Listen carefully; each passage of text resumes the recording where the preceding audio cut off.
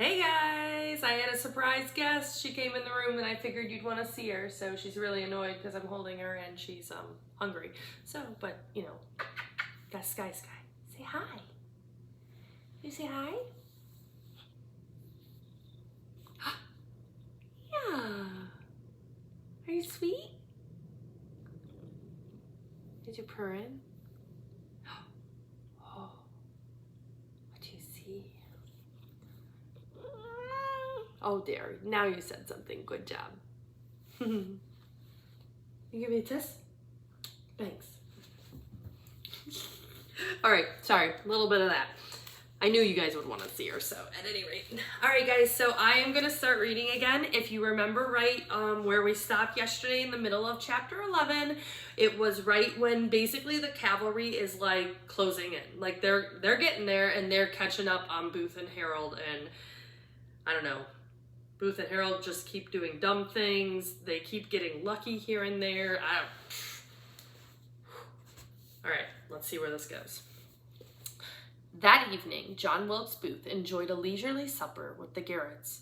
He relished the company and the genuine hospitality so different from Dr. Stewart's impolite, hostile reception. Harold rode into the nearby town of Bowling Green with the Confederates to purchase, of all things, a new pair of shoes. Booth. He would spend the night with them and rejoin Booth tomorrow, April 25th, at Garrett's farm. Booth would sleep in a real bed tonight. It had been a day since he had slept in a proper bed, and this was the first night since the assassination that Booth and Harold spent apart. Nearby, the cavalry divided their forces. One column was commanded by Everton Conger, one by Edward Doherty. They searched farmhouses and barns, questioned the occupants, making their way south to Port Conway. Booth's head start over the manhunters began to shrink. It had taken Booth 10 days to travel from Washington to the Port Conway ferry. It would take the cavalry, alerted by telegraph and traveling by steamboat, just 1 day to travel that distance. On Monday, April 24th, Dr. Samuel A. Mudd saw soldiers, too. They had come to his farm to arrest him and take him to the old Capitol prison.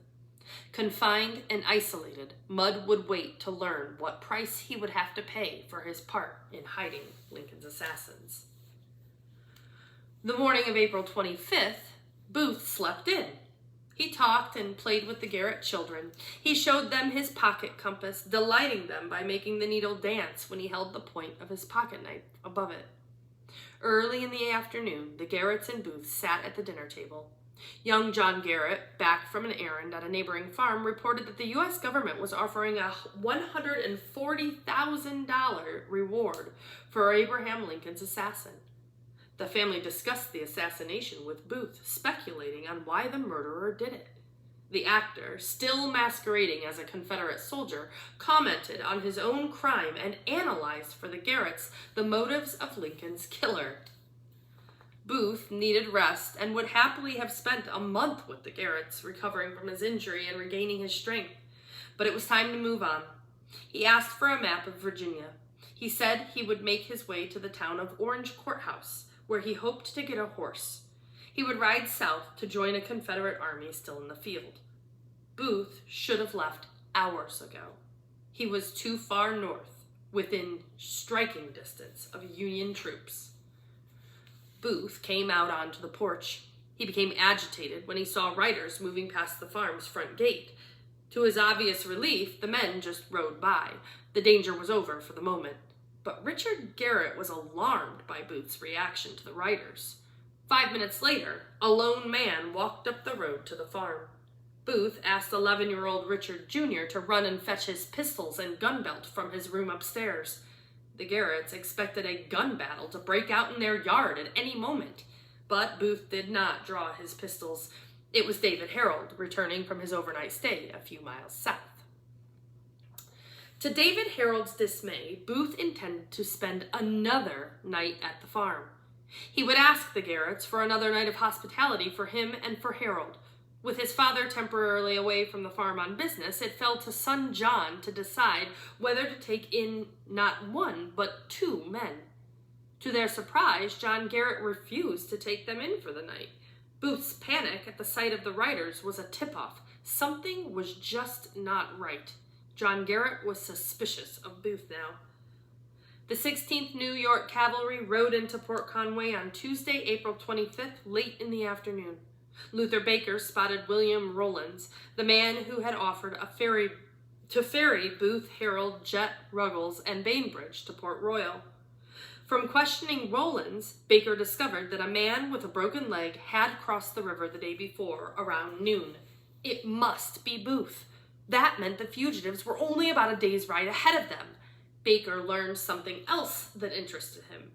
Booth was now in the company of 3 Confederate soldiers. That could add to the danger of the mission to capture Booth. Rowlands then identified photographs of Harold and Booth. Rowlands and his wife also identified the 3 rebel soldiers, Willie Jett, Ruggles, and Bainbridge. In a stroke of luck, they also had an idea where Willie Jett might be headed. Jett had been courting a young lady whose father kept a hotel in the nearby town of Bowling Green. The soldiers' next destination was clear: cross the Rappahannock, then go to look for Jett. It was 4:00 p.m. on Tuesday, April 25th. John Garrett worried about what to do with his now unwanted guests. Soon, 2 horsemen, riding quickly from the direction of Port Royal, galloped toward the house at high speed. Booth and Harold left the front porch to meet them. Ruggles and Bainbridge hurried to bring the news. The Union cavalry was coming.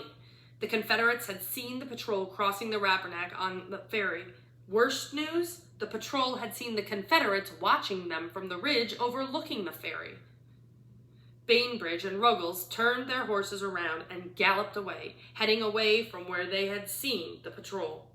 Booth and Harold looked at each other and, without exchanging a word, ran for the woods behind Garrett's barn and waited. No cavalry arrived. If Booth's agitation about the riders worried Garrett, his flight into the woods with Harold frightened him even more. Fair.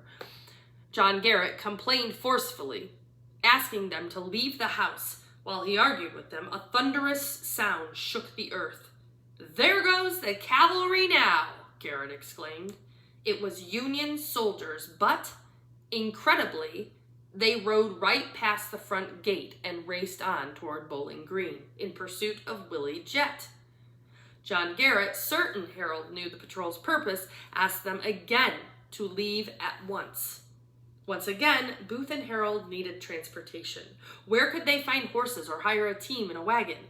Garrett agreed to help them, taking them where they wanted to go, himself if necessary. To his dismay, Booth and Harold said they did not want to leave until the morning. The mood at the dinner table this night differed from the friendly atmosphere the night before. The reluctant hosts talked no more of the Lincoln assassination. After supper, the fugitives again discussed where they might find transportation, probably horses. The Civil War had consumed most of the good horses in the South. They were scarce and valuable. John Garrett grew increasingly suspicious of the strangers. Did they intend to steal horses from the Garretts? Booth and Harold sat on the front porch, watching the evening sky's last clouds and colors fade to black. The scent of the spring night filled their nostrils until the sweetly burning smoke rising from Booth's pipe flavored the air. The reluctant Garretts had nourished and sustained Booth for another day. Tomorrow morning, Wednesday, April 26th, he would continue his journey south. It would be the 12th day. But first, they would rest another night. They planned to spend the night in the bed Garrett had offered Booth the night before. John Garrett stunned the two by barking out that they could not sleep in the house. Could they sleep under the house then? Impossible, said Garrett. The dogs sleep there and would bite them. Harold put the matter in rest, announcing they would sleep in the tobacco barn then. John Garrett still did not know the identity of the man he was throwing out of his house. He was pretty sure the two were in some kind of trouble, but it was unlikely he knew it was Lincoln's killer, who was a guest at his family's dinner table. Booth and Harold, that seems silly to me, I would think he'd know, but okay. Booth and Harold headed toward the tobacco barn, which stood 100 feet or so from the main house. It was 48 feet by 50 feet, with a slanted roof and wide open slats in the walls. By 9:00 p.m., Booth and Harold had unrolled their blankets and settled in for the night. They were unaware that the Garretts, already guilty of inhospitality, were conspiring to commit a worse offense: treachery. Lincoln's assassins had just walked into a trap. The Garretts swung the barn door shut behind the fugitives. Neither Booth nor Harold paid attention to the black iron lock on the door as they passed through the doorway. John Garrett was sure the men were scheming to steal their horses in the middle of the night. What better way to prevent that than by locking the strangers in the tobacco shed until morning? His brother William tiptoed to the front door and as quietly as he could inserted the key into the lock. The fugitives did not hear the sliding bolt, did not know they were prisoners. Then brothers John and William Garrett grabbed blankets and a pistol and spent the night in the corn house watching the tobacco barn and waiting, listening for suspicious sounds in the night. At 11:00 p.m., the cavalry patrol approached Bowling Green. They surrounded the Star Hotel, expecting to find Willie Jett inside. The proprietor of the house led the soldiers to a second-story bedroom. Prepared for anything, the officer and detectives rushed in and discovered Willie. They seized him, hustled him downstairs roughly, and confined him in the parlor. Doherty, Baker, and Conger worked on Jett, trying to frighten him.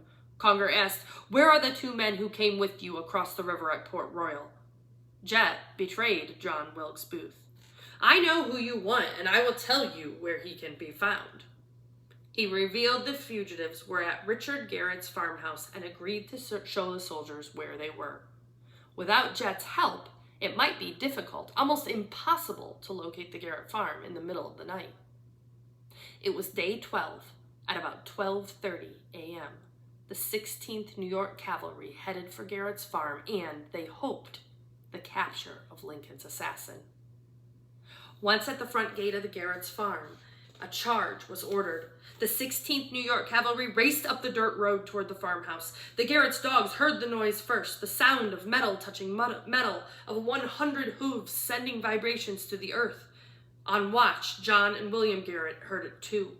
The barking of the dogs and the clanking metal sounds finally woke Booth. Recognizing the unique music of cavalry on the move, the assassin knew he had only a minute or two to react before it was too late.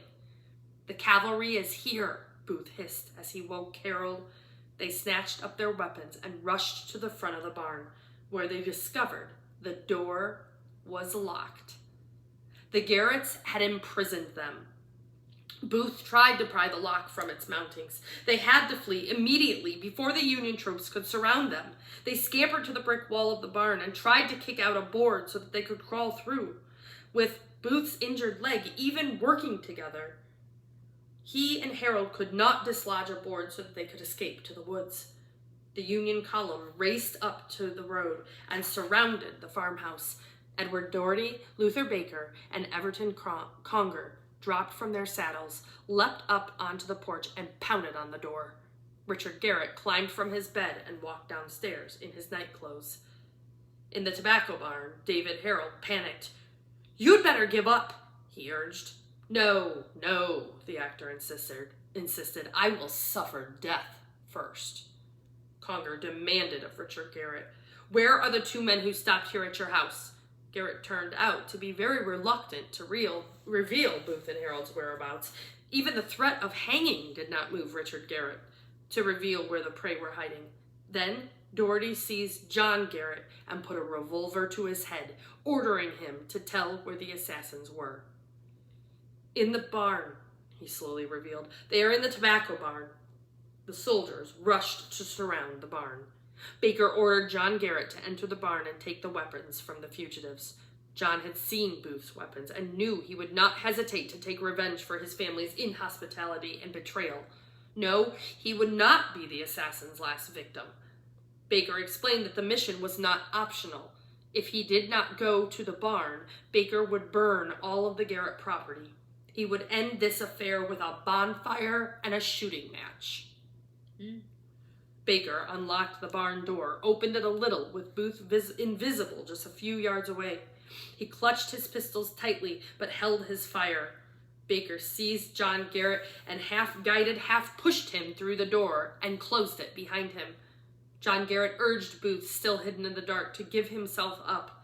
Like a ghostly vision, John Wilkes Booth's pale, haunting face emerged from the darkness as his voice exploded.